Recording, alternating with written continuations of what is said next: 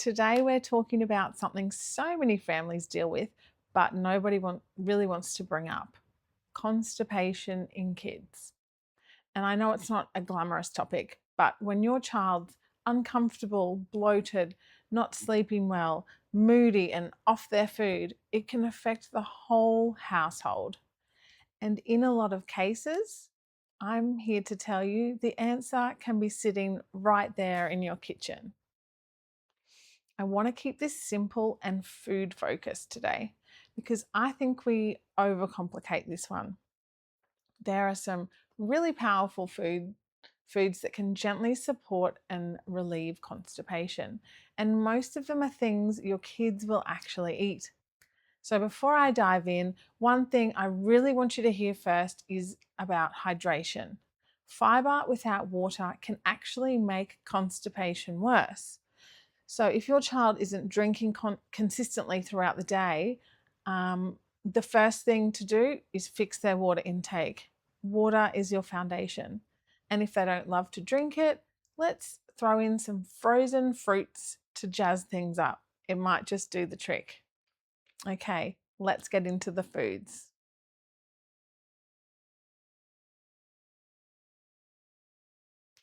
So here's the thing about fruit. It's a combination of fibre, water, and specific natural compounds that work together to soften the stool and keep things moving along. The ones I reach for first are prunes, pears with the skin on, papaya, and plums. Prunes and pears contain something called sorbitol. It's a natural sugar alcohol that draws water into the bowel and makes stools easier to pass. It's actually the same mechanism as some over-the-counter laxatives, just in whole food form. Papaya is a bit different because it contains digestive enzymes, particularly papain, that help break down food and support the whole digestive process. And the key here is small, consistent amounts rather than a great big dose all at once. Like a slice of ripe papaya as an afternoon snack. You can stew some prunes and add them into smoothies or their oatmeal for breakfast. Half a pear with the skin on in their lunchbox. Little and often is what actually moves the needle.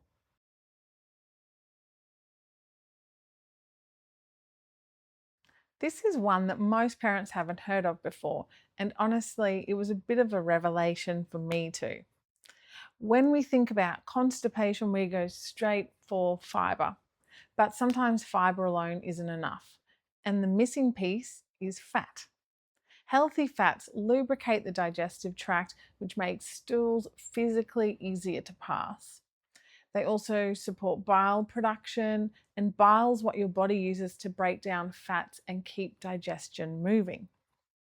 When bile flow is sluggish, digestion slows down with it. Avocado is probably the easiest one to get into your kids.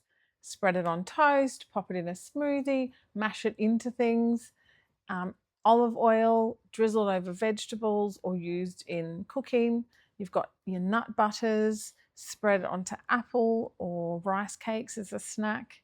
Ground flax seeds and chia seeds, stir them into everything: porridges, smoothies, yogurt bowls. Ghee is a really good one for cooking. I love to use ghee. It's got such a nice flavour. It's clarified butter, so it's easy to digest and great for gut lining health. Coconut cream, you can use it in smoothies or curries. And bone broth, which I've talked about again and again. It's so rich in gelatin and minerals that actually coats and soothes the gut lining.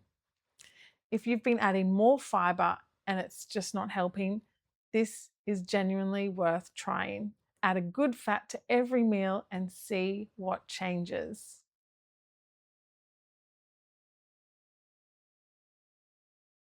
Fibre. Let's talk about it properly because not all fibres equal. There are two types: soluble and insoluble. Soluble fibre absorbs water and forms a gel, which softens the stools. Insoluble fibre adds bulk and helps move things along. You actually want both of them in your diet, and the best food sources tend to contain a mix of both. Legumes are an absolute powerhouse.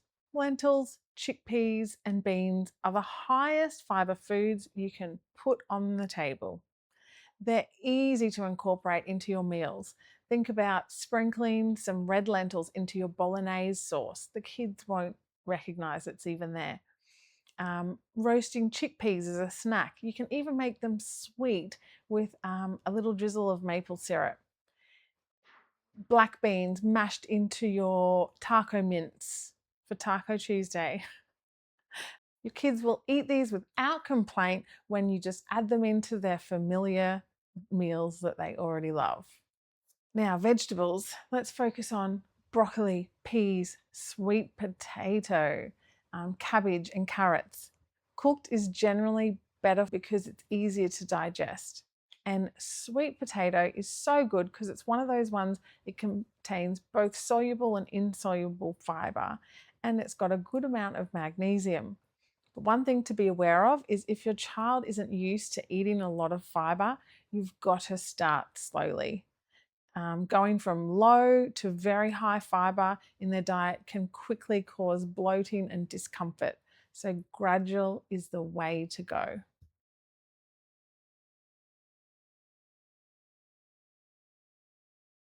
So if constipation keeps coming back despite good food and enough water, let's look at their gut. Gut microbiome, which is the community of the bacteria living in your child's intestines, play a direct role in bowel regularity. Beneficial bacteria in their gut produce short chain fatty acids that help stimulate the muscles of the bowel walls and keep things moving along. When the gut bacteria are out of balance, constipation can be one of the signs.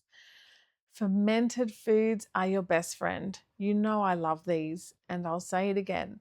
Plain yogurt with live cultures, kefir, small amounts of sauerkraut or kimchi if your kid would like to give it a try. These introduce the beneficial bacteria directly into their gut. You don't need large amounts. A few tablespoons of plain yogurt or a small amount of kefir into their daily smoothie is enough to start making a difference over time.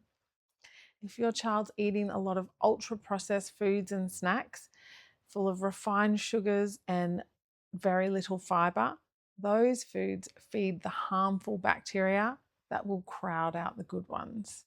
So let's try limit these as much as possible.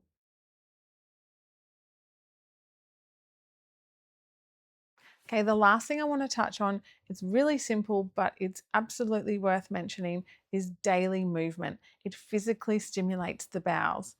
Running, jumping, climbing, even a walk after dinner. Or if your little one's too small, when they're on their back, you can do bicycle legs. The body is designed to move, and the digestive system responds to it. If your child is sitting for long stretches throughout the day, get them moving. It is genuinely part of the solution. Okay, so let's bring it together. Constipation in kids isn't just a fiber problem. It's about hydration first, and then fiber from whole foods like fruit, legumes, and veggies, healthy fats to lubricate the digestive tract, and good bacteria to keep the whole system working the way it should. Before you reach for an over-the-counter laxative, try consistently adding these foods in small amounts over 1 or 2 weeks. The gut will respond really well to food-based support when you give it the right input. And of course, if the constipation is severe, painful, or has been ongoing, please talk to your healthcare provider. Food is powerful, but sometimes situations need more support than diet alone. If you found this helpful, don't forget to subscribe. I've got plenty more tips to help families eat well and feel good.